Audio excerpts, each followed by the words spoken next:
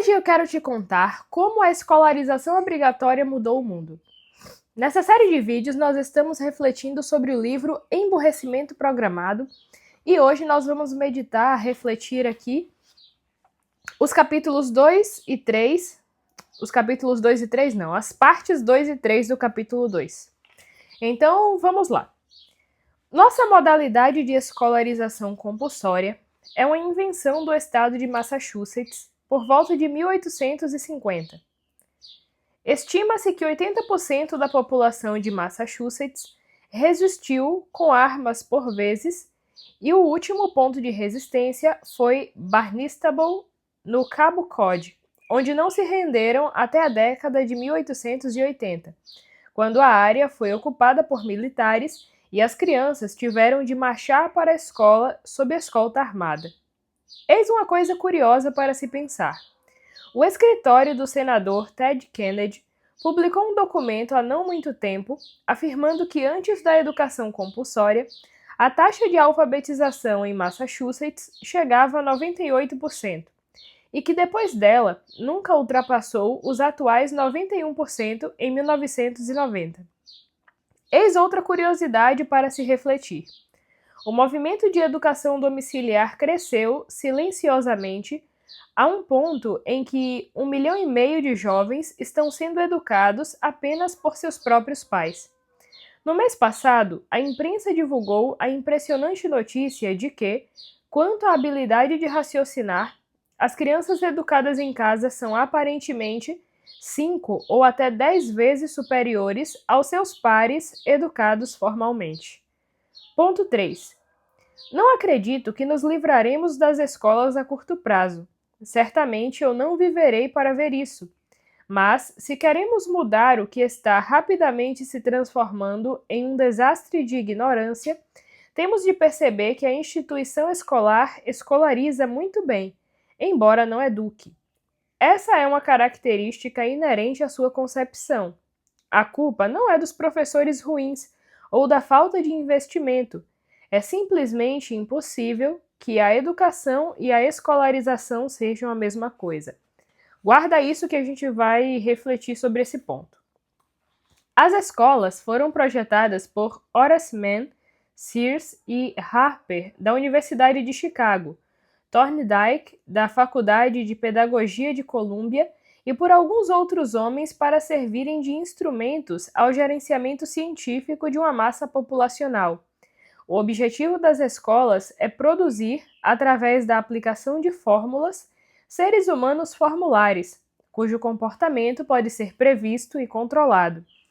Em grande parte, as escolas têm bastante êxito nessa finalidade, mas em uma ordem nacional, cada vez mais desintegrada, em uma ordem nacional na qual as únicas pessoas bem-sucedidas são as independentes, autossuficientes, confiantes e individualistas, pois a vida comunitária que protege os dependentes e os fracos está morta e só restam redes operacionais, os produtos da escolarização são, como já disse, irrelevantes.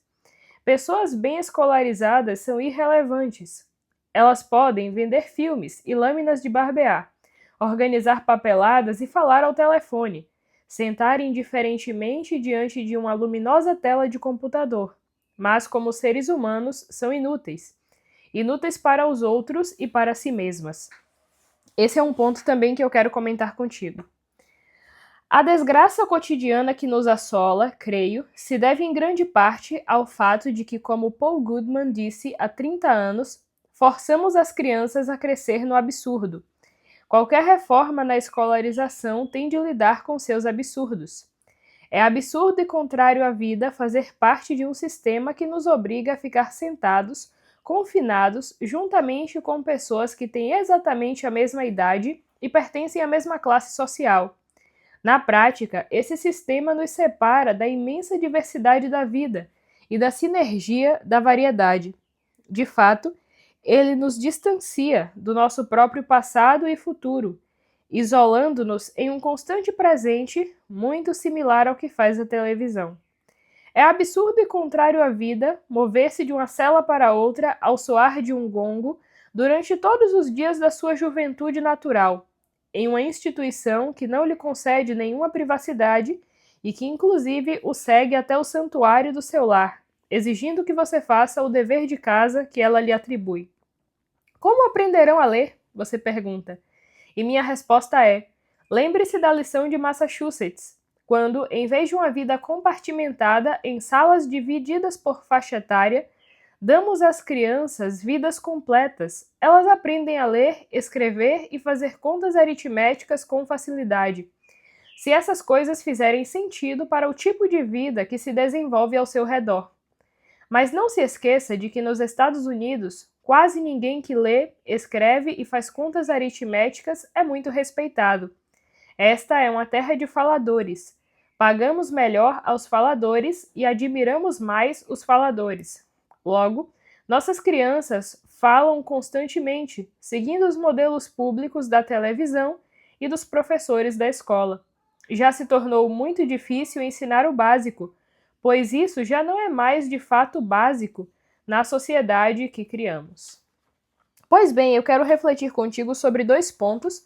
O primeiro deles é a diferença entre educar e escolarizar. E para isso eu quero trazer um exemplo da Ilíada, que é o rapaz que educou o Aquiles, o Quirón, e o Fênix também. E na verdade, quando a gente olha para aquele trecho da Ilíada, em que o Aquiles está irado e o Fênix precisa ir até o Aquiles para conversar com ele, o que acontece é que o Fênix começa a lembrar ao Aquiles tudo o que eles viveram juntos. Olha, eu te peguei no colo, eu te ensinei, eu te formei, eu te ensinei a ser homem. E isso é interessante porque esse é o verdadeiro sentido da educação. Quando nós educamos alguém, nós educamos não só a inteligência, mas nós educamos a pessoa completa. Então, não tem como você separar o corpo, a mente e o espírito de um estudante. Quando você educa, e se você deseja educar, você precisa educar essas 3 partes. Então, você precisa educar o corpo, no sentido de que a criança vai ter um corpo que permita que ela faça as coisas.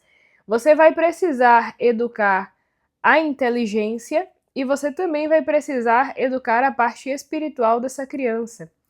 É claro que no mundo de hoje nem tudo isso cabe ao professor, mas quando eu digo que você vai educar a criança ou que você vai educar o seu filho, eu não estou dizendo que você vai falar sobre boa alimentação com a criança, ou que você vai falar sobre exercícios físicos. Não. Na verdade, o que a criança aprende de nós, ela aprende mais pelo exemplo do que pela fala. É por isso que muitos pais e muitos professores acabam se frustrando, porque eles querem tornar os filhos alguém que eles não são. Por exemplo, eu como muito mal e eu quero fazer o meu filho ou o meu aluno comer bem. Isso não vai acontecer, porque se com a boca você fala para ele comer bem e com a vida você faz outra coisa, ele vai aprender mais com a sua vida do que com aquilo que você está falando. Se você quer fazer com que o seu filho comece a ler, mas o seu filho te vê o tempo todo no celular e na televisão, não adianta brigar, não adianta discutir. O seu filho vai seguir o seu exemplo. E eu digo isso porque eu cheguei certa vez em uma sala com umas 18 crianças que não tinham contato diário com os livros e, como eu estava fazendo estágio, o professor estava explicando, não tinha nada para fazer, eu comecei a ler o livro que eu estava lendo no momento. E na hora do intervalo, todas as crianças estavam interessadas. Aquela época eu estava com um Kindle e aí as crianças começaram a perguntar: tem algum livro que a gente goste? Tem algum livro para nossa idade? E nós acabamos lendo alguns capítulos das Crônicas de Nárnia quando sobrava tempo. E o que eu quero dizer com isso é que a criança aprende mais com teu exemplo, repetindo aquilo que eu já disse. Então, educar é, através do seu exemplo, conduzir a criança para uma boa formação em corpo, mente e espírito. Esse é o ponto central da diferença entre educar e escolarizar.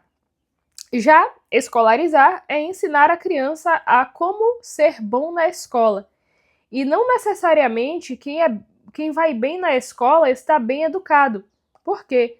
A pessoa pode criar um personagem para ir à escola, fingir ser o bonzinho, fingir ser aquela pessoa que realmente presta atenção e que gosta de estudar, quando na verdade é tudo vaidade e a pessoa está fingindo tudo aquilo para ter boas notas. Então, essa diferença é central entre educar e escolarizar. Quando Santo Agostinho, Santo Tomás de Aquino, as grandes pessoas do Ocidente foram educadas, elas foram educadas para ser e não para parecer. Isso é importante, porque quando você educa alguém, a pessoa passa a ser aquilo. E quando você escolariza alguém, a pessoa passa a parecer aquilo. Então, quantas pessoas a gente não encontra no mundo que parecem inteligentes, parecem sábias, parecem muitas coisas, mas não estão tão preocupadas em serem de fato aquilo que parecem. E o segundo ponto é que a formação de pessoas que não servem aos outros e a si próprios. Tem uma fala do John Taylor Gatto, nesse ponto aqui, em que ele fala que as pessoas podem vender filmes, lâminas de barbear, organizar papeladas, falar ao telefone, sentar indiferentes diante de uma tela de computador, mas como seres humanos são inúteis, inúteis para os outros e para si mesmas. Parece uma coisa pesada, mas na verdade é uma descrição perfeita daquilo que acontece. No mundo de hoje, as pessoas estão preocupadas em passar em concursos, em ganhar dinheiro. E ganhar dinheiro não é o problema. Eu já falei muitas vezes sobre isso aqui no canal. O problema está quando você se importa muito em ganhar o dinheiro que vem daquela profissão e você não se preocupa com o serviço que você vai prestar. E isso é o que está por trás de tantos serviços ruins que a gente experimenta. Então, às vezes a gente vai alugar um carro e alugar aquele carro é simplesmente terrível, porque a pessoa não faz o trabalho dela bem feito. Às vezes você vai comprar uma coisa e você percebe que a pessoa está te atendendo de má vontade. Então, são várias situações e todo brasileiro tem alguma situação em que foi mal atendido, em que a pessoa estava trabalhando parecendo que estava fazendo um grande favor para você. E isso vem justamente desse ponto que o John Taylor Gatto está dizendo.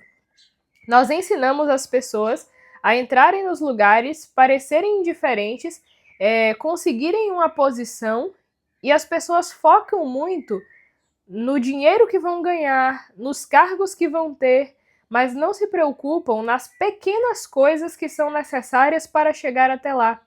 Então, a pessoa quer um cargo num concurso público para ser professor público, por exemplo.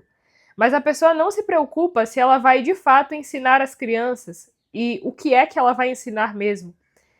A pessoa se preocupa em conseguir um emprego, mas não se preocupa em ser boa naquilo que faz. Então, aqui fica a mensagem do vídeo, e com isso eu te peço, se você trabalha em qualquer área, tente ser o melhor naquilo que você faz. Não por causa do aumento, porque ele não pode vir. Ele pode não vir, melhor dizendo. Tente ser o melhor naquilo que você faz pelas pessoas a quem você está servindo. Então, se você é um professor, tente ser o melhor professor possível. Se você é um médico, tente ser o melhor médico possível. Imagine que na profissão em que você não está servindo àquela pessoa especificamente, mas você está servindo ao próprio Deus. E se você não acredita em Deus, imagine que você está servindo a pessoa que você mais ama no mundo. Você gostaria de chegar em um médico e o médico atender mal o seu filho? Claro que não. Então, se você é médico, atenda bem as pessoas que passam pelo seu dia. Eu sou professora. Eu não tenho filhos ainda, mas eu imagino, se essas crianças fossem meus filhos, como eu gostaria que as aulas fossem. E é isso que eu tento fazer todos os dias. Claro que eu não sou exemplo de nada, mas aqui fica a reflexão para que a gente melhore enquanto profissionais e também como seres humanos. Um forte abraço para você e até a próxima!